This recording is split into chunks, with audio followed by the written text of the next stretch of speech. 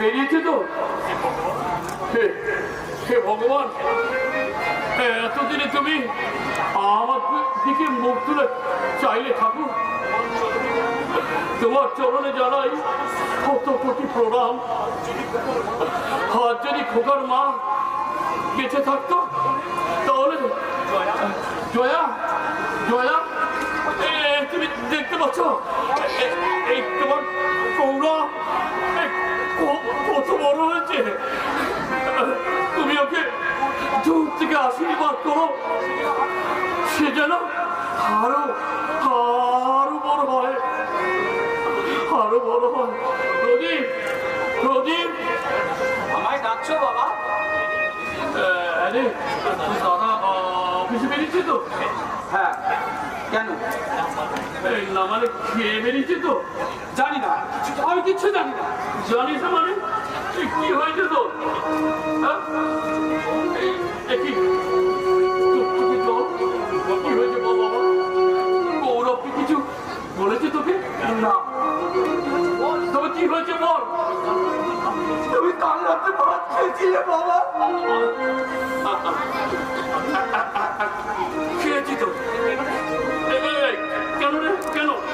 না, আমি জানি তুমি খাও। আচ্ছা বলো তো বাবা, এইভাবে কতদিন উপোস করে থেকে সেই খাবার তুমি তাকে খাইয়েছো? আমি সব জানি বাবা, কিন্তু এর পরিমাণে তুমি কি পাচ্ছ বাবা? দাদা আজ প্রায় 1 বছর চাকরি পেয়েছে, কারখানার ম্যানেজার হয়েছে। তোমার অভাব মিটিয়েছে।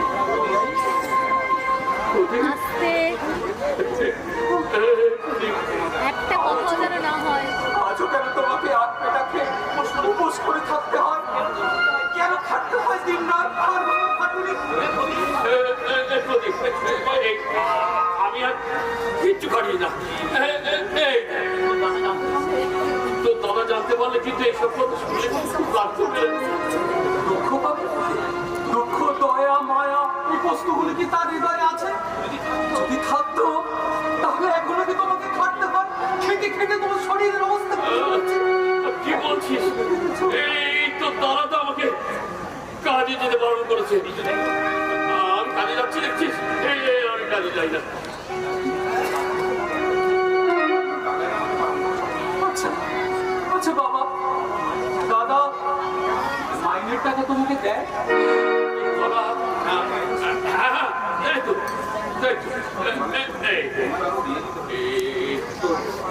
তো বিয়ে দিতে হবে বাবা, তাই।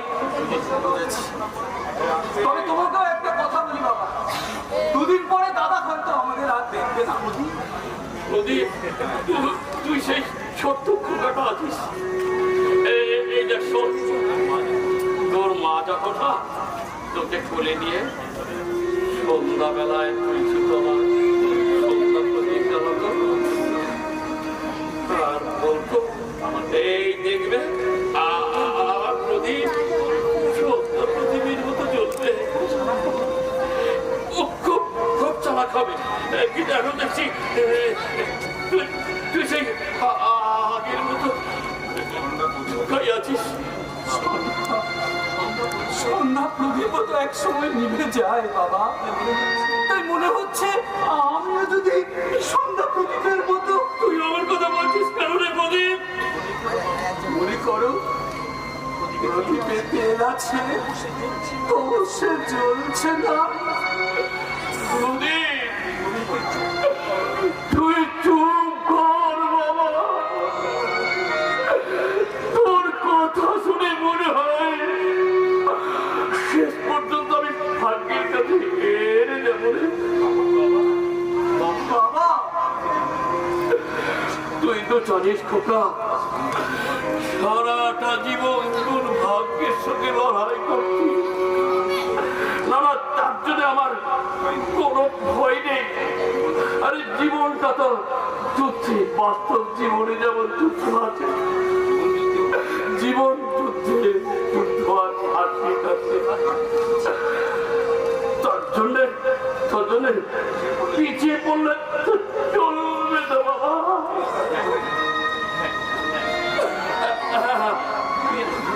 তুই এখন আম্মুকে বলবি ভালো করে রান্না করতে।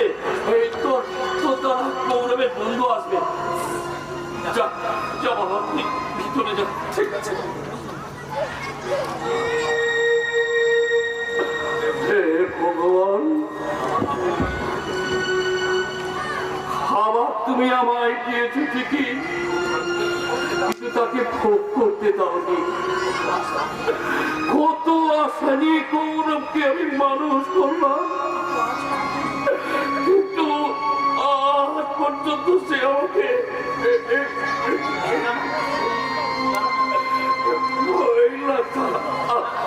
না না, আমি কি বলছি, আমি কি বলছি, গৌরব যে আমার খোকা, ও যে আমার নয়নের মনি।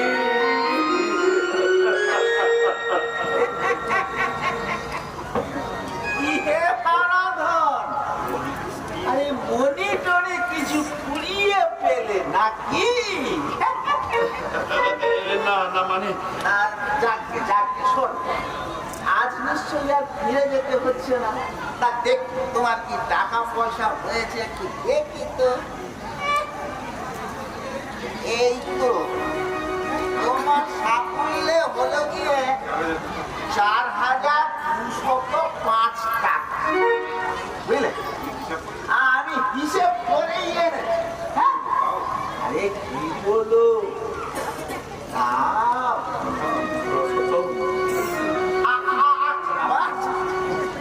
ওই 205 টাকাটা আমি ছেড়েই বাকিটা তো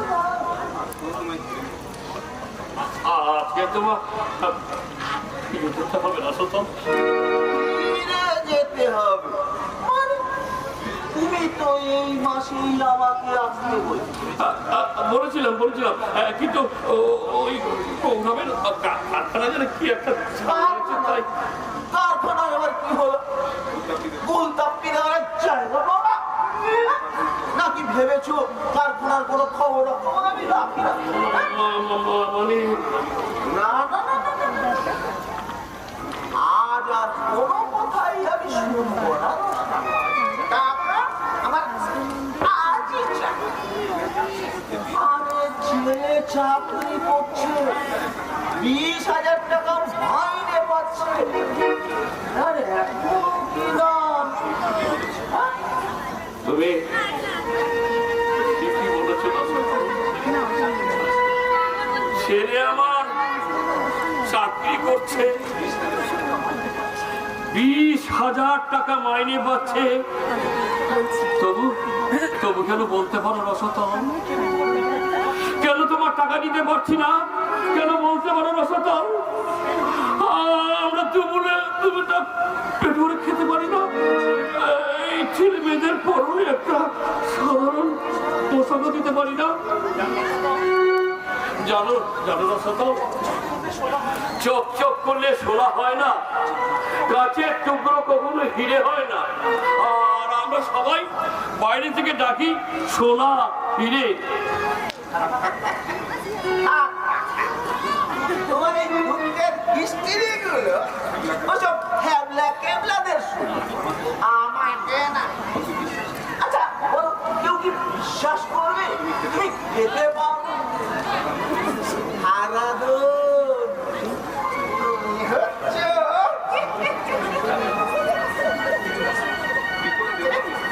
কি করে দেব কোনো টাকা না, সোনা গয়না চাকরি ছিল সব শেষ হয়ে গেছে। আমি আমি গৌরবকে কত করে বলবো, গৌরব টাকা দে না, টাকা দে, রসতল টাকা চাই, টাকা দে। কিচ্ছু উত্তর দিল না, কিচ্ছু দিল না। আরে হারাধন, চিন্তা করে আর কি হবে? টাকা তো আজ আমাকে দিতেই হবে। রসতল রসতল, আমি তো দুটি পায়খানা আরে ছাড়ো ছাড়ো, পায়ে ধরে কেন? পায়ে ধুলো চেটে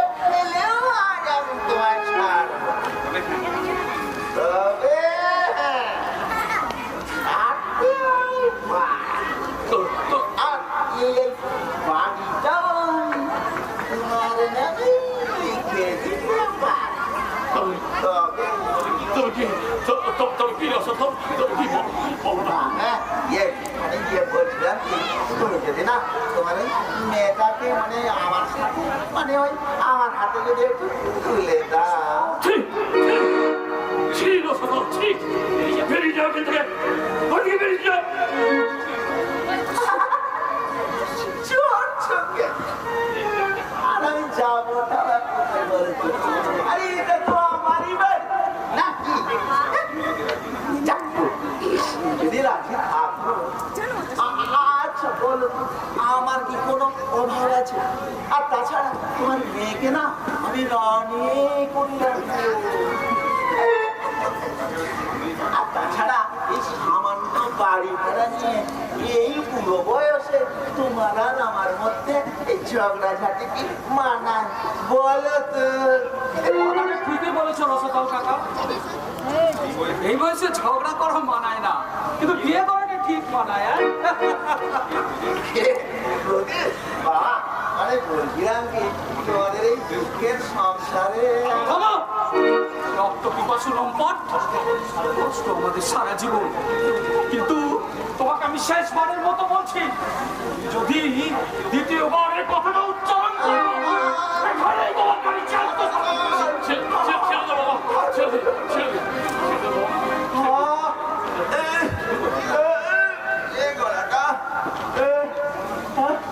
আমাকে অপমান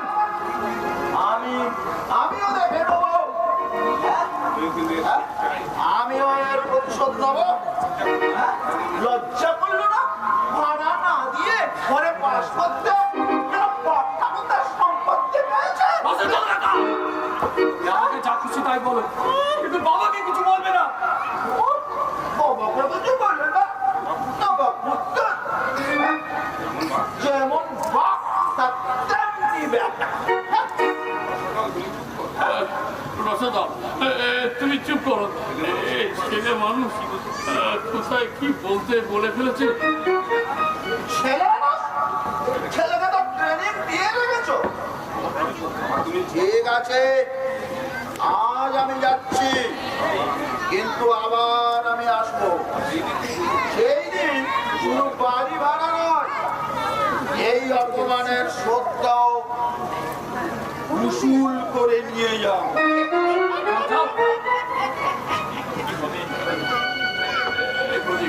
কি হবে রে একে বাড়ি ভাড়ার টাকা বাকি তারপরে মাত্র রসাতলকে আমাদের ছেড়ে দেবে মেনে ছেড়ে আমাদের দেবে না ঠিক বাবা, কিন্তু টাকা পাই বলে যত বলবে, আমাদের কি মান সম্মান বলে কিছু নেই।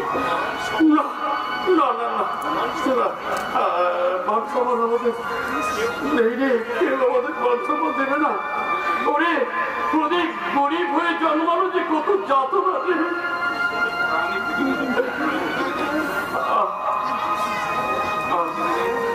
আমি ভিতরে যাই তোর দাদা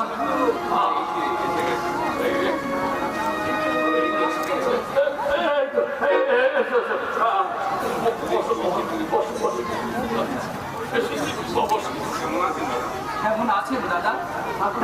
আমি ভালোই আছি তা তোমার আসতে একটু দেরি হলো যে দাদা, কেন? পরীক্ষা দিতে হবে নাকি? পরীক্ষা কেন? তুমি তাড়াতাড়ি আসবে বলেছিলে, তাই তোকে বেশি কথা বলতে হবে না তুই ভেতরে যা ঠিক আছে যাচ্ছি। আরে সুন্দর বস বস বস হ্যাঁ ঠিক আছে আচ্ছা ছেলেটি কি তোর ভাই বলো ভাই না সত্যি দাদার ঘাড় ভেঙে বসে বসে খাচ্ছে কেন কোনো কাজ কাজ কিছু কাজ পড়াশোনা না করে লাভ করতে করলে কাজ খেয়ে দেবে সে কি তোর ভাই এখানকার ছেলে তো আচ্ছা তোর বাবা কোথায় তাকে তো বাবা মানে ও বুঝেছি আগে যে বৃদ্ধ আমাকে বলতে বলে না ও আমার বাবা হতে যাবে কেন ও তো এবারই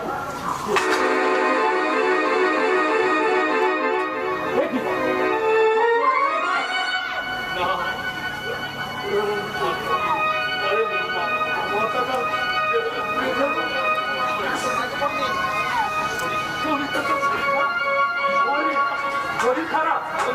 কর্মীরা শরীর ভালো আছে। কি? কোনো সাপ্তাহ হয়নি? আমি আমার একটু আছি। না না, আর আনতে হবে না, আমি কিছু খাবো না। আর তুই তো জানিস তো ওরা কোনো নোংরা জিনিস, তাছাড়া ওর জামা কাপড়ের যা অবস্থা। যাক, আমি চলি গৌরব। থ্যাংক ইউ গৌরব, কিছু ভাবিস না, চলি, অফিসে দেখা হবে। চলে গেল বাবা, বাবা, বাবা, বাবা, বাবা, বাবা, ঠিক আছে বাবা, কোথায় গেলে? বাবা,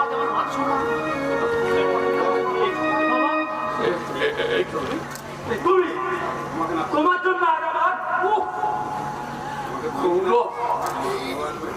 তোমাকে না বলেছি আজ আমার বন্ধু আসবে, ঘরটা পরিষ্কার রাখবে, ভালো জামা কাপড় পরবে, মিষ্টি এনে জল খেতে দেবে, তা না করে 3 লিটারের মতো দোকানে বাতাসে এনে জল খেতে দেওয়া হচ্ছে।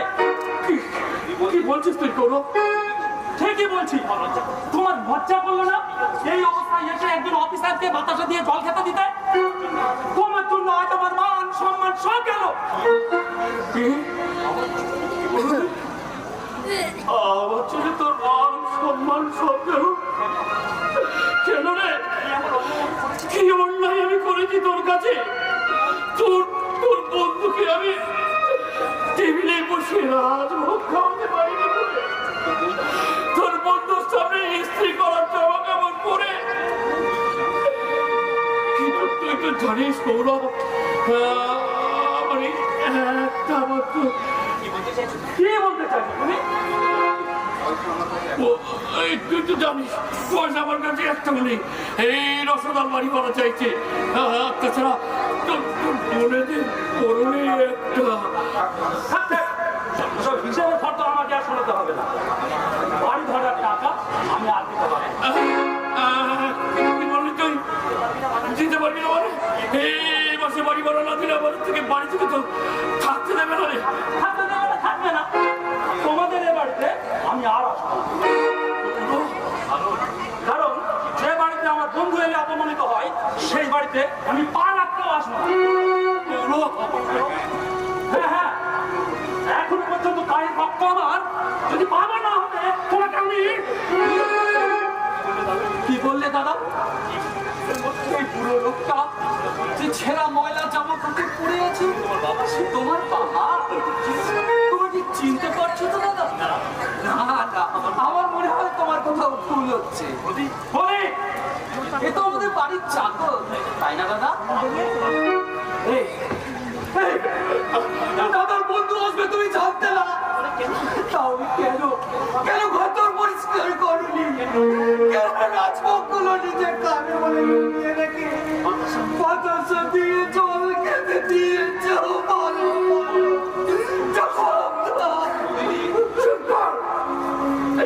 তুই কি পাগল হয়ে গেলি? পাগল হবে ওই পাগল হয়েছে তুমি, তাই একটা চরম সত্য অন্যায়কে তুমি প্রশ্রয় দিচ্ছ। এই তোমার শিক্ষা, এই তোমার মনুষ্যত্ব। নিজের জন্মদাতাকে বাবা বলে পরিচয় না দিয়ে চাকর বলে পরিচয় দিতে তোমার বিবেকে এতটুকু বাঁধল না? মনুষ্যত্বটা একবার চিৎকার করে উঠল না? তোমাকে জন্ম দিয়েছে, যে তোমাকে মানুষ করেছে, তোমার সৌভাগ্যের সমানগুলো যে সৌভাগ্যের তোকে তুলে দিয়েছে, বলতে পারলে বাবার যে বন্ধু হয়ে তোমার। তোকে আর বেশি জ্ঞান দিতে হবে না।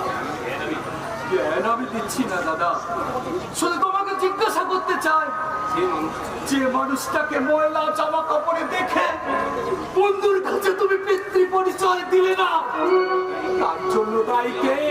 তাই আমার তাই সে নিজেই না, তাই তুমি তুমি তার জন্য দায়ী। তো দাদা, চাকরি পাওয়ার পর বাবাকে কখানা জামা কাপড় কিনে দিয়েছো, কদিন ভালো মন্দ জিনিস এনে খাইয়েছো, কদিন ডাক্তার দেখিয়েছো। আমি অথচ তুমি সুট বুট পরে পার্টিতে যাচ্ছ, ফুর্তি করছো, কাটা চামচে করে খাচ্ছ মাংস মোগলাই। মুখ সামলে কথা বল, নইলে চুপ দিয়ে মুখ ছিঁড়ে দেবো। তোরা একটু চুপ করবি। জুতো জুতো তুমি মারতে পারো দাদা, তবে তোমার এই পালিশ করা বুট দিয়ে নয়। তাহলে বুটটা যে নষ্ট হয়ে যাবে আর বন্ধুরা করবে অপমান। প্রদীপ, মানুষের ধৈর্যের একটা সীমা আছে। তুমিও মনে রেখো দাদা, তোমার অত্যাচারের একটা সীমা আছে। তুমি বললি আমি তোদের উপর অত্যাচার করছি? হ্যাঁ, করছো করছো। তাহলে বাবাকে এখনো দিন রাত হার বোলা কাটুলে খাটতে হয়, ময়লা জামা কাপড়ের জন্য হারাতে হয় পিতৃ পরিচয়, পরিবার সামান্য কটা টাকার জন্য সহ্য করতে হয় অকথ্য অত্যাচার। রাজা, তোর মতো পশুর কাছে আমি কোনো উত্তরই দেব না। পশু আমি হলেও তোমার মতো মনুষ্যত্বহীন জানোয়ার নই। দাদাকে তুই কি বললি?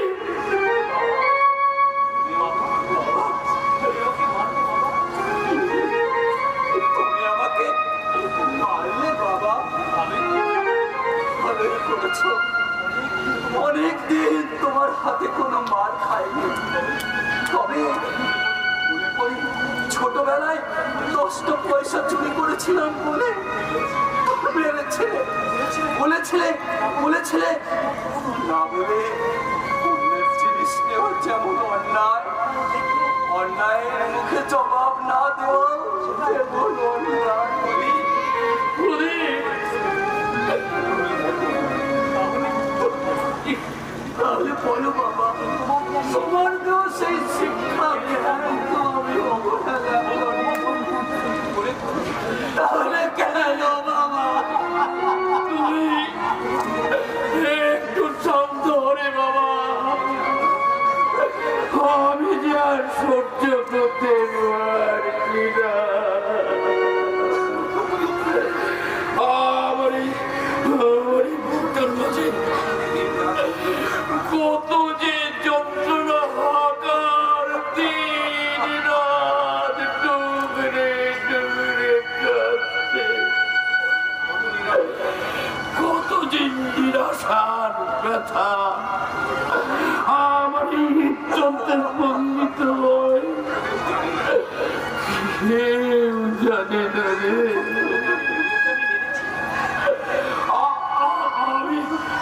আমি তোকে মেরেছি, কিন্তু বিশ্বাস কর বাবা, আমি তোকে মারতে চাই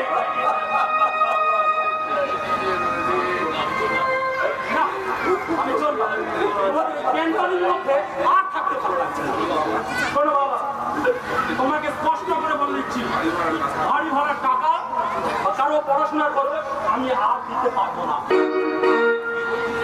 বলছিস তুই?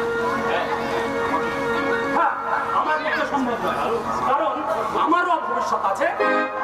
দাদা দাদা চুপ, তুই আমাকে আর দাদা বলে ডাকবি না। মনে রাখিস, তোর মতো পশুর কাছে আমি আর দাদা ডাক শুনতে চাই না। ওর সাথে আজ আমার কোনো সম্পর্ক নেই। দাদা, তুমি কি আমার সেই দাদা হয় না খেলে যে খেতো না, কাঁদলে যে চোখের জল মুছিয়ে দিত, শয়নে স্বপনে হাসি কান্নায় যে বুকে জড়িয়ে ধরতো? বলো দাদা, বলো, তুমি কি আমার সেই দাদা? আমাকে আর স্পর্শ করবে না দাদা, ওদের মুখ দেখা পর্যন্ত। বলছিস রে, আমাদের মুখ দেখা আমরা পাবি?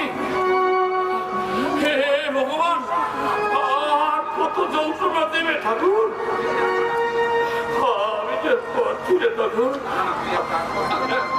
এই গৌরব তুই এক কাজ কর বাবা তুই যেখানে ছাড়িয়ে সুখে থাকবি সেখানে চলে যা বাবা আমাদের এই গোটা পেট আমি ঠিক জ্বালিয়ে দেবো বাবা আমি ঠিক জ্বালিয়ে দেবো বাবা তুই তুই যা গৌরব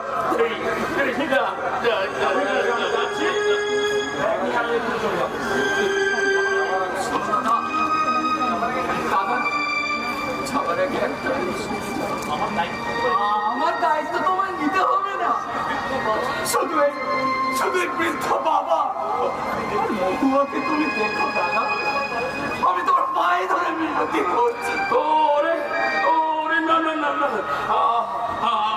আমাদের দায়িত্ব নিতে হবে না রে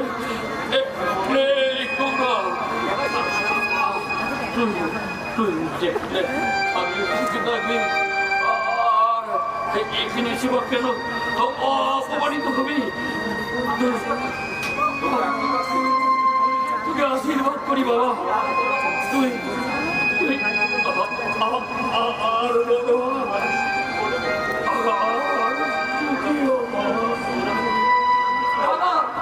দাদা দাদা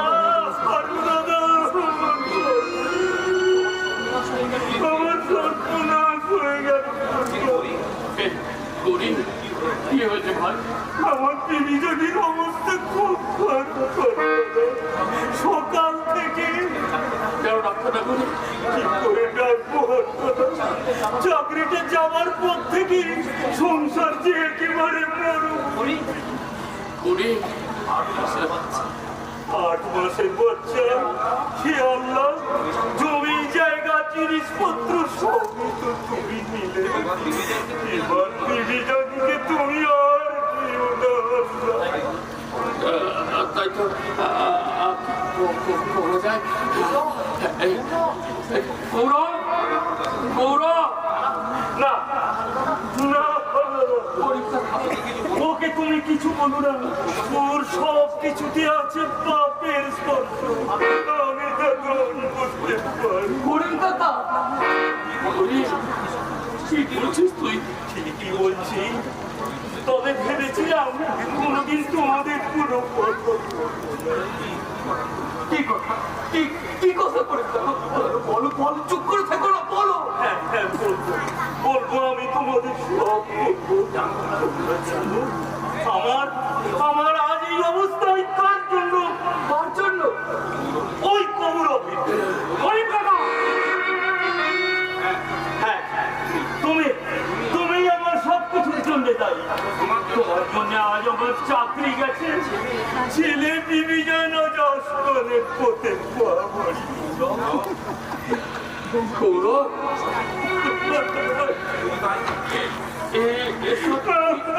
শুনছি রে গৌরব শুধু তাই নয় মাতার সানার মালিকের সাথে এক হয়ে আমাদের দেবতার মতো ম্যানেজার দীনেশ বাবুকে ওইরা